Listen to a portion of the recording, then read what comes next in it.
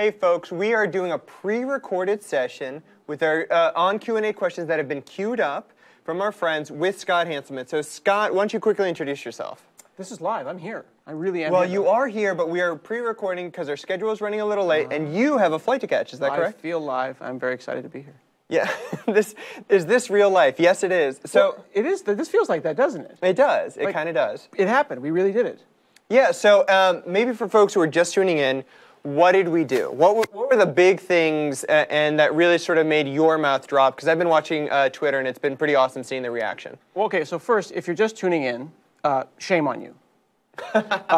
Second, so .NET is open source going forward. So the .NET Core 5, .NET 5 Core, ASP.NET 5 is open source. It's on GitHub. You can go up there and do this. We are going to do cross-platform .NET. So Mac and Linux is happening. So I just got off stage and I ran the same exact application on Windows. I was using Visual Studio 2015, ASP.NET 5, running on the Core CLR. The Core CLR is like the cloud-optimized kind of like server density one. It's like it's not the full desktop. It's just the stuff you need to run on the server. And I did that on Windows. And then we switched over to a Mac, brought Miguel de Icaza up. We ran Sublime, we ran Emacs, we had autocomplete with OmniSharp at omnisharp.net, and then we ran the exact same application on the Mac. In that case, we used Mono. Going forward, now that Miguel has officially forked the code and is now doing pull requests, we're going to come together and make cross-platform open source.NET a reality. This is awesome. It's huge. Insane. It's the biggest thing since .NET. Dogs and cats living together. Mass hysteria. Mass hysteria, that's right. So, you know, one of the things people have been asking for, and it's the question of, you said .NET Framework is open source, and you alluded to this as well, which is the cloud-optimized version and the .NET Framework full version. So for folks who maybe haven't been following ASP.NET vNext, what are kind of the goals and the differences between the cloud-optimized version? Yeah, it's a little confusing, and you can take a look at my blog or at Soma's blog or Guthrie's blog. Everyone's blog will explain it. But the general idea is this. The .NET Framework that we made in 2003 kind of time frame was the desktop .NET Framework. And then that was also used on the server. So that means when you run .NET on the server, you've installed .NET, you've got WinForms and WPF and all this client-side stuff. Right. And even going farther, maybe you have XML, but your app doesn't use XML. Or you're not serving static files, you're only doing dynamic. Why do you want to buy into the full framework? So not only is the core framework smaller, but this is the key. It's composable and it's modular. So it's basically off by default. And if you want to add something, you bring it in with NuGet packages.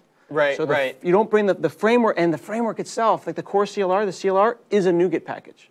That's it's awesome. And this is something that's almost like hard to just kind of click down onto this point. You as a developer before, there was one framework and all apps would use it. Right. Now I'm packaging the things I need, and my app can run side by side. So a way to look at it is, if you look at my talk at TechEd earlier, one of the demos that I did, and you can do this yourself with the preview, is you make an ASP.NET app, and then you right-click and you publish to a file system, a local file system. Put it on a USB key. Then take that USB key to a machine that doesn't have the core framework, and you can run it.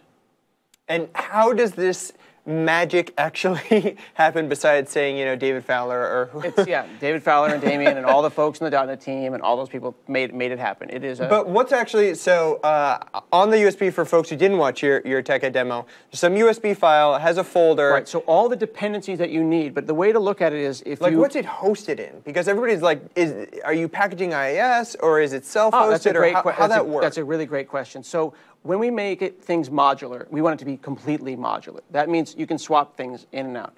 I can run ASP.NET, this is really important. ASP.NET 5 runs on the .NET Core CLR and the CLR. So it's the same ASP.NET 5. So you can write applications that run in both. But for example, if I had an app that was going to do like feature A, it uses XML on the .NET framework, but it wants to use XML also on Core CLR, and I can bring it in as a separate piece. I basically say, don't bring the whole framework over, just bring this piece. Then when I package it up, all those dependencies, those NuGet packages, come with me, along with my CLR of choice. And that's CLR of choice. Right now, it's about a 16 meg NuGet package, but you can pick.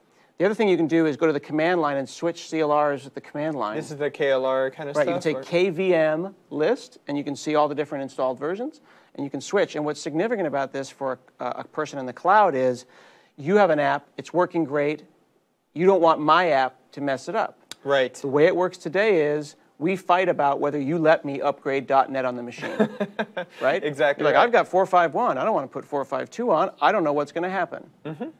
If we have our own framework, we can do that. Now, you have a couple of choices. We can each have our own in our own folder, or we can have them side by side in a machine level folder. But also from a cloud optimized perspective, we're trying to make this thing more memory compact for things like server density. So this will eventually be the one you want to be using in Azure. Yeah, which is great. So we have some queued up questions that we do want to get to. And the first one was Sridhar, which asks, with ASP.NET vNext, it looks like we are going back to the flexibility that was present during the legacy ASP days. What made you to make this shift, and why we are doing it late? Well, I was present during the legacy ASP. If you're talking about classic ASP, I don't remember that being very flexible. There were 5 objects. Right. Session, request, response, cache, and application. Yeah. Ooh, look at you. I taught that stuff. Okay. Here's the funny thing. I went back and looked over the last 21, 22 years, and every 6 years something big happened. So it was like, I remember in like the early 90s going down to Intel and teaching some engineers down there classic ASP. 6 years later, web forms had to, so we went from MFC and C++ to request response, teaching them about request response. Then web forms, then MVC, and then now the .NET, ASP.NET 5. But the thing that's great about this shift is that it's concept compatible. These are the same controllers that you know. This is the same SignalR that you know, the same Web API and MVC. So maybe you're not going to necessarily bring it over and recompile. You're going to have to change stuff. But all the concepts are compatible. As far as doing it late, it's done. It's been going on for a long time. If you've been watching, it's actually been happening. People have been using vNext, now ASP.NET 5, for a while. So I can't say why it's late. Okay. I don't think it's late. I think it's just in time. And how does customers like feedback actually play a part in this, right? Because there's been a bunch of folks who are looking at ASP.NET vNext, and when is kind of the right time for maybe the customer to do the evaluation of, I have an existing app, and how do I move forward? Because that's probably one of the questions that we're seeing a lot today, which is some of the compatibility questions, and when's the right time to start looking at it versus a kind of a moving target? So absolutely right now, you should be looking at this. What I recommend is that you kind of have a parallel branch of your project. So if you have some project, take a look at it, see what's completely missing and what doesn't exist in vNext today, and then let the team know those things in GitHub. This is all happening in the open now. We're not going to see as many backroom kind of private discussion groups as much. GitHub issues, that's the place. If you find something and you have a reproduction, tell us about it. And you're going to be able to actually watch the commits and not wait 6 months for a patch to be released. And even more, if you found a bug, you could actually fix it, run your own private build, and then when the pull request gets accepted, bring it back in. Pull requests are going to be accepted much more readily now. So actually, we didn't even plan it, but we had a guy named Adam Ralph put in a test fix for the core framework within a few minutes of open sourcing it. Did you actually see what his fix was? What was the actual? Because I saw you talk about it. It was a bad test that only worked on ENUS, and he tried it in, I think, Czechoslovakia, and it broke, so he fixed it, and he had the thing back in within a few minutes. And we awesome. have already accepted it. That's great. So that's the kind of feedback loop I want. But it's about being empowered. Oh, and you asked me about IIS, and I forgot, I skipped that. Yes. Modularity. So you can pick what you want it to run under. We're going to release a thing called Kestrel. And Kestrel is a libuv. Libuv is the underlayment under the Node web server. Web server for Mac and Linux. Okay. And then you could front that with something like Nginx. But you can self-host, you can run in a service, you can run in a command line, you can run under IIS. It's totally up to you. It's about choice. So speaking about that, are we doing anything specifically for, say, Apache or because you mentioned Nginx, like in terms of your web server stuff? Because everything right now is kind of like you're depending on Mono, right? So and where Mono runs, for example, on Apache. Sure. But how are things going to move forward? Or that connection? Most people don't just take an application and stick it on the open internet kind of anymore. Like for example, you wouldn't take node.exe, run it, and then open it to port 80. Right. You'd front it with something, whether it be Nginx or something else. We anticipate that Kestrel would be done in that same way. You wouldn't want to put that out. It's kind of like a mini IIS Express. Right, right. Actually, that's a great analogy, just for people who are used to it. And will this stuff like come down with a framework, or is it like you install Visual Studio and now you have? Well, actually, because these are obviously Mac tools too, right? Okay, so that's a great question. So right now we're using Brew, Homebrew on a Mac.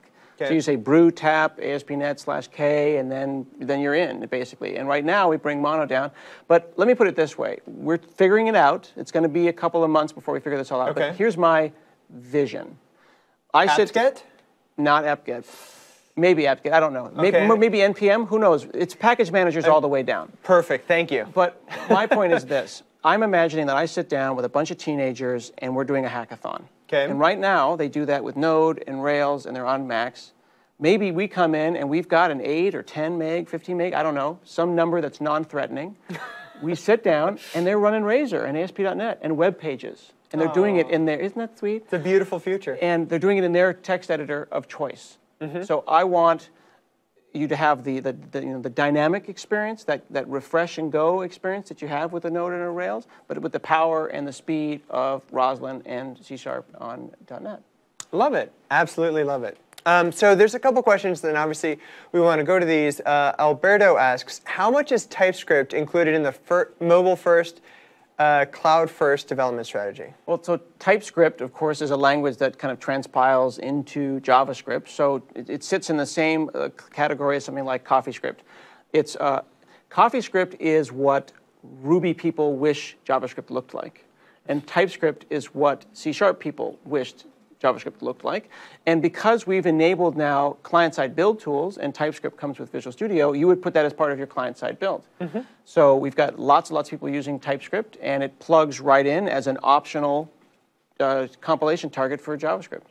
I think the other thing to keep in mind, too, is targeting with Cordova. So with Cordova, you can actually use, if you're talking about the mobile first, if you really enjoy using TypeScript, you can actually use Cordova and your JavaScript framework of choice, including TypeScript, to build those applications. So if you have a set of reusable assets or framework that you're using on the web, you can reuse those assets and frameworks in a Cordova application for native applications. What is that? Is it strongly typed? What is the name of that? Strongly typed, that's right. It's basically the compatible frameworks so that you have. I'll let you explain it. But this is all about choice, though. The point here is that if I've got a Cordova app, I can run it in Visual Studio. I can use TypeScript, bring the strongly typed type libraries over, maybe use the Ionic framework if I wanted to, if it made me happy. Use Angular and Ionic in Cordova. I mean, at every point, you should be able to pick the things that you want, and then we'll compete on a level playing field. Yeah, which is great. So going back to our questions here, Hamed asks, what is the future of ASP.NET Web Forms? So Web Forms still works on the desktop CLR. The core CLR, it doesn't. Okay. But Web Forms has a whole bunch of new improvements that you can check out at the Web Dev blog. We've got improvements on async, improvements on data binding, and how we do model binding to Web Forms. So while I don't think Web Forms is going to see entirely amazing new features going forward, Web Forms continues to live on in that parallel thing. We've got the core framework and the regular framework. So you're going to see improvements in Web Forms. The other thing is that we've got, this is actually interesting, I just heard about this. It turns out we have identity flowing between them. So you could have a full CLR Web Forms app and a core CLR Web API app and move between them and basically move your identity back and forth. So you can pick. Like if you have a great Web Forms app, keep using it. It's working fine. Move it to 4.6. Get it on the new stuff. Use the new features. Make the code behind clean. And then have another piece perhaps be a Web API. Okay. All right. Sounds reasonable to me. Ben Dyson asks, is there going to be other support for .NET code for IoT devices? Now, you did an IoT demo, Internet of Things. Maybe set this and then how that would work for IoT devices. So when you say like for IoT devices, that's a very open thing. Like right. maybe my Fitbit is an IoT device. It depends on what your definition of an Internet of Things is. But anywhere that the micro framework runs, whether it be like a NetDuino. NetDuino devices, for sure. There's things like Chris Walker has a number, like watches. Yeah, he's got the watch thing that he's got the Kickstarter for. You've got, Fezzes and things like that. So anywhere the micro framework works. But then there's also those larger boards, like those Galileo boards with running a small version of Windows. I'd like to see .NET in there as well. So you can't run .NET on an Arduino, but you can run it on very, very similarly sized machines. Okay, good answer. And the .NET framework, by the way, the .NET micro framework has support now on 2013, and you don't have to use an older IDE. Like it's back and it's better than ever. Go and check out their Codeplex page. Yeah, absolutely love that. There's a Colin Miller who's been there forever. I love Colin Miller. Yeah, he's great. Rajiv Thakur asks, with the new version of ASP.NET being launched, what is happening with ASP.NET MVC? Is it going to be merged? So it's the same thing. That's a great question. So MVC and Web API now share the controller. We talked about how we were going to do this because MVC came out, and then there's Web API and SignalR. They're kind of all come together, and now when you say public class foo, it's a controller. Like it's a controller, and you can derive from a base class if you want to and get those things available, but a Web API and an MVC controller are the same. So, and let's talk about some things, because there's always the fun, shall we say, debate over what should be the defaults. So I say, let's just say, ASP.NET, new application, I hit a controller. Is it, by default, it would just be a class, meaning it won't do the inheritance by the default? I would have to look at the starter class to see. And it's funny that you mentioned that thing about defaults, because this is early, and you can still talk about us. This is a preview release of 2015. We're still trying to decide. Even go back farther, if I say file new project, should it be a new .NET, ASP.NET 5 app, or should it be a 4.6 app? Right. How far do you want to ask people to change? Concept compatible doesn't necessarily mean completely compatible, right? So we're trying to decide what those defaults should be. And you mentioned as well some of the return types. So with Web API, I'm not going to have, say, an action result. Right, so when you talk about things like merging, where like normally I'd be returning a view, for example, when you talk about the merging for those, if I did file new Web API, and I think there's an interface now that is a return type, right? Yeah, there's view results and action results, and there's tasks, and there's asynchronous controllers. Right. Just because MVC and Web API are merged doesn't mean that you should not avoid the single responsibility principle. Okay. You shouldn't go nuts and have like super controller that does everything. So like just because we've given you this great power doesn't mean you shouldn't think about it. So I shouldn't be doing the adaptable controller, so that way in case I have a request that's because you look at the classic example, which is, hey, I need to do my front end and I have all these devices that do stuff. Normally I would break them in, and because there's this one block of code that kind of needs to write, and in some cases I'm going to return JSON, sometimes that view result. If you've got a controller that does mostly views and you want to just make another function return JSON, you can totally do that. Okay. So that's a level of merging that we didn't have before. Okay, so I don't have to change my code. I think you'll be okay. You will survive. Thank you. So and I think the other thing too is it'd be great to see, as people kind of get past Hello World, what are the best practices as we get real-world customer adoption for like what works and what doesn't? That is something this is an interesting thing that the community's going to have to get their heads around, is that best practices won't always come from Microsoft. And that's important. Sure. It's an open web, and we are going to play in that open web. So people are saying, like, I see another question here, how does it work with Angular? It works great with Angular. Like, do we have out-of-the-box guidance on how to use Angular? No, Angular has that, right? But we're going to play along with everyone else. If Angular is the thing, or there's some new thing we haven't even thought about. Like, we weren't talking about Angular years ago. Right. And who knows what we'll be talking about years from now. But we want to make a modular, composable framework so that you take just the pieces you want, pay just for the pieces you want, and whether it be Angular or Ember or whatever, or Breeze.js, use what makes you happy. Yeah, I think that is probably going back to that question of defaults, because we do a number of, say, a default, so whether it's Bootstrap, that's included in, and some of the decisions, like how do you actually, do the thumb wrestling over, well, what JavaScript framework, we have jQuery validation or Modernizer or some of these. How do you make the call from what goes in the product versus what doesn't? Well, and the concept of file new is an interesting one, because right now we have tooling for file new, but on Mac and also some Windows machines, there's this concept of Yeoman, this generator. Yeah. Why shouldn't you be able to have your own file new? I've always dreamed about the ability in the ASP.NET dialog to set it up with the Dan Fernandez defaults, and then go file new Dan Fernandez app with your tools and your libraries and your enterprise and the way you want. So that level of choice is a direction we'll want to go. We'll have some examples in Angular. We'll explain how to use Angular. It's clearly where people are going. We love Angular. But we can only take you so far. It's not going to be file new company. Yeah, well, speaking of that, because that's actually one of the things that our team on the Azure side is debating is like, hey, does somebody want to make all these decisions up front? And, maybe they do so that they have a SQL database, so that they have a Redis cache, so that they set up app insights.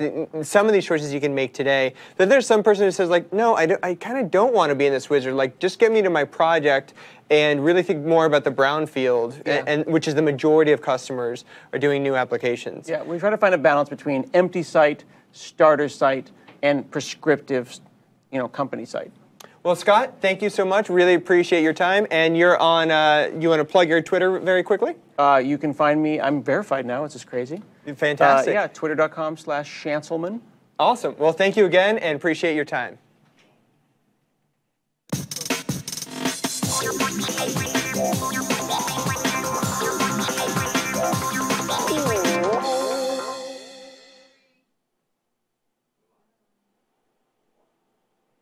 Hey folks, we are back here at the Connect wrap-up. I'm Dan Fernandez. I'm Brian Keller. And Brian, really here, we're just going to talk about some of the key things we want people to walk away with, answer a couple of your questions, and really talk about, wrap up, what was your favorite thing that happened today? I'm actually going to tell you my favorite and my least favorite moment of the day. My favorite moment of the day was when we announced that .NET Server components were becoming open source and cross-platform. That's just huge news.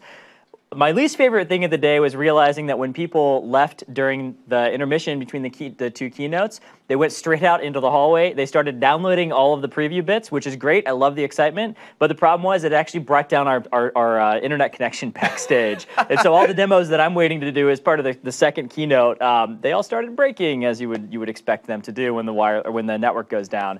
But we failed over to the backup network, and it was all okay. But those are the things that happen to us when we're running a live event here. So that was interesting. How about your favorite thing? My favorite thing, obviously, was the cross-platform story as well.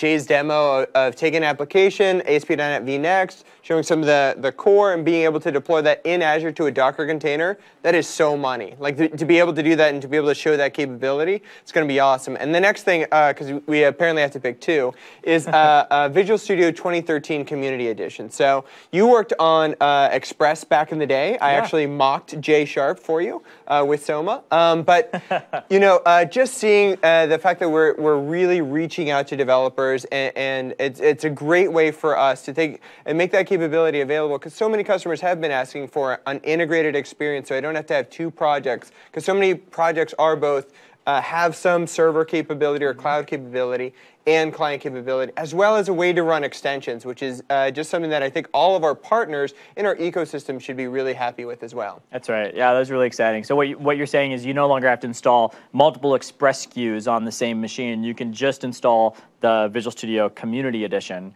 and that will give you all of that functionality in a single development environment, right? That's right. So if you've been watching today, the big things that we want to do, obviously, is for you to try some of our bits. So there's 4 key downloads that are available right now, right? So that's Visual Studio Community 2013. Visual Studio 2013 Update 4, and this is if for customers, say for example, I have Ultimate Edition, maybe I'm using an update, this is the new update that adds even more capabilities. The Microsoft Azure SDK 2.5, tons of new features there from HD Insight support, diagnostic support, and so on. Cloud deployment projects that I got to show off. That's right. That's absolutely right. And maybe we should talk about what you actually showed off since you hinted at it. Sure, yeah. Well, so cloud deployment projects basically give me a single location within my solution to house all of my infrastructure and configuration as code artifacts. So I can represent what's required in the cloud from my development topology requirements. Maybe I just need a single VM to go do some integration testing. I can use my MSDN subscription and those Azure credits every month that I get just to go spin up something in the cloud for dev test purposes. And then you can also model your production environment there as well. And you can even decide that you want to use that with a new release management service that we've made available as part of Visual Studio Online. So it really is a great solution from kind of going from dev over to operations in the way that a lot of organizations are embracing DevOps out there. And lastly is Visual Studio 2015 preview. So one of the key things that customers say is, hey, this is a preview release. And so one of the capabilities we've added is the ability to have virtual machines that you can actually spin up using, say, your MSDN credentials. So you get $50 to $150 in MSDN credits, and you can use those towards, say, spinning up a virtual machine, trying Visual Studio 2015 preview, checking it out, giving us feedback. Yep, that's great. So a couple of questions that we had here, which is where can we download Visual Studio Community Edition? Calvin asks. So visualstudio.com is the single place to go to download all of these bits. I'm not sure. Is the Azure SDK also on there? You might have to go somewhere else for the Azure SDK, but certainly for the Visual Studio tools, you can go there. You can create a Visual Studio Online account for free to start trying out any of the new things that we showed in Visual Studio Online today, such as the release management service, which is now available in preview. And someone else asked, was it Reno, asked, can you run different versions together on the same machine? Yes, you can. You can always put different versions of Visual Studio, like 2013 and 2015, on the same machine. You can put different editions, so all the Express editions side by side with Professional and Community and Ultimate if you want to. The one caveat there that we will mention is that you probably don't want to put Visual Studio 2015 on the same machine that you do your day-to-day production development, just because it is a preview. It's not considered a go-live release, and so it just creates a cleaner environment if you can take advantage of one of the virtual machines in Azure, or spin up your own virtual machine, or a dev test box you might have running, kind of under your desk that you don't care so much about. Great question. Now, Christy Bradley asks, will this be recorded for later viewing? And that's actually point 3 here, which is, 1, everything that we've talked about today will be available on demand, and starting tomorrow at 11 a.m. Eastern Standard Time, going to 6 p.m., we're going to have a series of breakouts. That's the ASP.NET, .NET, Azure SDK, productivity tools. There's just so much there. Look at the agenda. And then we'll also have the ability to do live Q&A. So if you want to see all the on-demand content as well, day 2, definitely stay tuned tomorrow. Great. So Travis is asking a question, when will I use Bower and when will I use NuGet? I don't know anything about Bower other than it's a Super Mario Brothers thing, right? Not exactly. That's Bowser. Sorry. Bowser. What is Bower? These are all package management tools. Bower is really used for client-side JavaScript, for example. And it tends to be client-side JavaScript because a tool called NPM, Node Package Manager, was used for Node. And that was to bring down things that are more like server or Node, JavaScript on the server package management. Now, NuGet is for .NET packages. And we use NuGet, maybe in ways that it wasn't necessarily intended to package client-side code. Like imagine jQuery is available and Bootstrap and a bunch of these other frameworks that we make available via NuGet. There's no .NET code in there at all. Right? So if you are a client-side developer, you're used to tools like NPM and Bower, and that's how you get your client-side packages. If you're a .NET developer, you're used to getting .NET packages, right? So this is, whether it's a unit testing framework, whether it's a logging framework, or so on, AutoFac, you pick your favorite. Those were NuGet packages because they included things like what version of the .NET framework you're targeting, is it a portable class library, and so on. You don't have any of those things. Really, JavaScript should go with JavaScript, .NET should go with .NET. So they could certainly be interchangeable, but that's the basic idea, which is if you're using client, use Bower. If you're using .NET code, use NuGet. All right, sounds good. So last question of the day here comes from Travis. I think this is perhaps the most insightful question that we've received all day. He says, did we really land on a comment? I thought I saw a boom mic in the photos. I don't know how we even respond to that. I think that's great, and we really appreciate, one of the key things, I'm not answering that one because I don't want to go on record with an answer because, I'm not sure. Sure. Yeah, that's a good question. But really, this is all about your feedback. So we really appreciate everybody who took the time for the live Q&A. Watch the sessions on demand tomorrow, and join us tomorrow live from Microsoft Campus in Redmond, where you'll be able to see a lot more and get the deep dive content. And remember, the on-demand session videos are available right now. So there's 56 videos if you want to start watching. Right, and we should just give a shout out to our awesome crew here in New York City, who's been bringing us live all day in grand Channel 9 live fashion. They now get to have Channel 9 dolls thrown at them. Yay! So thanks for joining us, and we'll see you tomorrow here on Channel 9. Thanks, everybody. Thanks.